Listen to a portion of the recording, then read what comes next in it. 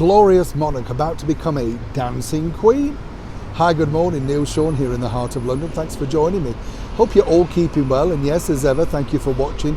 I know you're all incredibly busy, and of course there's all many things going on around the world that take our time, so I do appreciate one and all who take the time to tune into the channel every single day. I know you're all busy, as I say.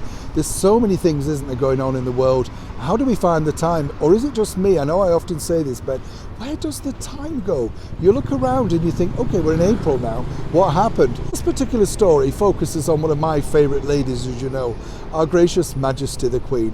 I love her. I don't mind saying that, as you know. I think she's an incredible woman and really led a wonderful life.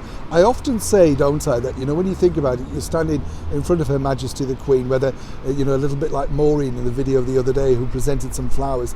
You're looking into a woman's eyes that's literally met every single person, you know, really important historical person over the last 70 plus years. An incredible thing when you think, and the knowledge that she must have, and the stories basically about the people that she knew or has met. I think it's incredible when you think about it. It's a shame, isn't it, that someone like Her Majesty hasn't written it down as a book, because I think it will be interesting to get her take on that. But as we know, she never gives interviews and doesn't really do even written interviews. But she does make incredibly moving speeches. That's what I find. But back as ever to your breaking roll story of the day. This particular story really caught my eye simply because I do like the idea of this, and let's just say fingers crossed it does progress. It's all about Camilla the Queen and of course a glitter ball. Let me explain. As we know, Camilla is a huge fan of the hit TV show Strictly Come Dancing. I know over in America it's called Dancing with the Stars, and I think it may be that title in various parts of the world, so do let me know what your version is called.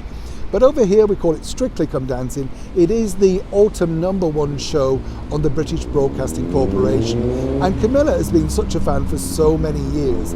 Apparently she actually sort of, could we say, almost bores Prince Charles with her analogies of who's doing well and who's not doing well on a weekly basis. But it is a royal treat, not just with Camilla and Charles, but also with William and Catherine, and more importantly, the wonderful monarch, our Queen. Apparently she loves the show, never misses it, and that's one of the talking points when Camilla and the Queen get together. Now though, I can tell you first and exclusive on the show, there is the open opportunity on this wonderful Platinum Jubilee year that Her Majesty could be simply heading towards the ballroom floor.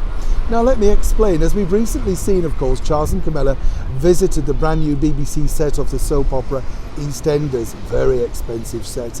And the idea really now is to invite Her Majesty the Queen possibly to the Elstree set up, of course, in Hertfordshire, which could be a bit of a drive. But if she couldn't do that, there are plans in this Platinum Jubilee year for some, if not all of the dancers and the judges, in fact probably the full cast, to head out to Windsor to wish Our Gracious Majesty the Queen a wonderful Platinum Jubilee year. And this is because, as I say, she's a huge fan of the show. This is all very early days right now, but one of her favourites, I can tell you, is none other than this gentleman, Craig Revel Horwood. Big fan, big friend of Camilla also, but more importantly quite outspoken, and according to a very good source, Her Majesty the Queen loves his withering looks and acidy put-downs. I wonder whether he'd be brave enough to say anything like that once he's standing opposite our reigning monarch.